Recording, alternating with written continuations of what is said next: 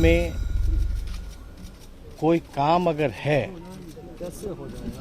और हम सब पूरे बिहार के लोग 10 पार्टियां हैं मिलकर के आए हैं, क्योंकि ये ऐसा काम है, ऐतिहासिक काम होने जा रहा है, होगा, जिससे जो देश के गरीब हैं, जो अंतिम पायदान पे खड़ा जो व्यक्ति है, उन सबको लाभ इसका मिलेगा।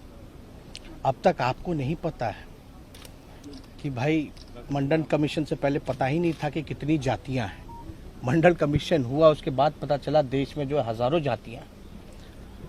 और इसमें एक बात समझने की जरूरत है, जब जानवरों की गिनती होती है, पेड़ पौधों की गिनती होती है, तो इंसानों की भी होनी चाहिए। SC ST का होता रहा है और धर्म के आधार पे भी जो है, रिलीजन का भी जो है, वो उसकी भी काउंटिंग होती है। हम ये जानना चाहते हैं कि हो क्यों ना, क्यों नहीं होना चाहिए। जब आपके पास कोई साइंटिफिक आंकड़ा है ही नहीं, तो आप कल्याणकारी योजना तो कर ही नहीं सकते।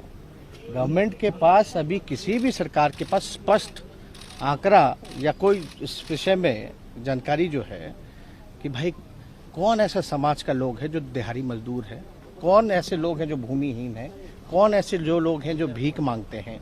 तो ये काम तो अभी जैसे केंद्र सरकार ने OBC की दिया है कि भाई राज्यों को कि कोई भी जात जो है OBC में राज्य चाहे तो डाल सकती है, लेकिन क्या बेस होगा उसका? तो आंकड़े आपके पास होंगे तब तो आप तय कीजिएगा। ऐतिहासिक काम हुआ और पहली बार हमको लगता है कि किसी राज्य के द्वारा सभी पार्टियां, जिसमें BJP भी इंक्लूडेड है, उन सब ने मिलकर के जो है 2 बारी बिहार विधानसभा से पारित किया गया। तो अब प्रश्न जब पूछा गया पार्लियामेंट में, तो बोला गया कि कोई पॉलिसी नहीं है। लेकिन आपको भी पता है, आदरणीय लालू जी, मुलायम सिंह जी, UP के सरकार में, मनमोहन जी के समय में जातीय, शैक्षणिक और आर्थिक जनगणना हुई थी। लेकिन उसके आंकड़े जब केंद्र सरकार जो भी रहे, उसके बाद स्पष्ट जो जानकारी हम लोगों को नहीं मिली, ये बताया गया कि भाई करप्ट हो गया है डेटा। और हम लोगों ने कई बातें रखी कि भाई कैसे इंटरेस्ट में है, और ये भी बात की कि इसका कोई विरोध नहीं करता।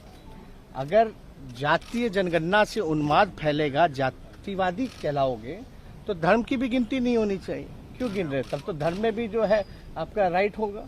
तो वो भी अब तक तो हुआ नहीं ऐसा कि सेंसस से अभी तो आपको मालूम ही है कि हम लोग 11 लोग गए थे, 10 पार्टी के सभी रिप्रेजेंटेटिव लोगों ने उनसे मुलाकात की और सब लोगों ने जाति आधारित जनगणना के बारे में, जो सब लोगों का एक मत है, हम सब लोगों का, पूरे बिहार के सभी पार्टियों का, तो उसी के बारे में उनको पूरी जानकारी, एक एक विषय और उसको डिटेल्स में कि कैसे 2019 में पास हुआ, 2020 में हुआ और किस तरह से हम लोग थे।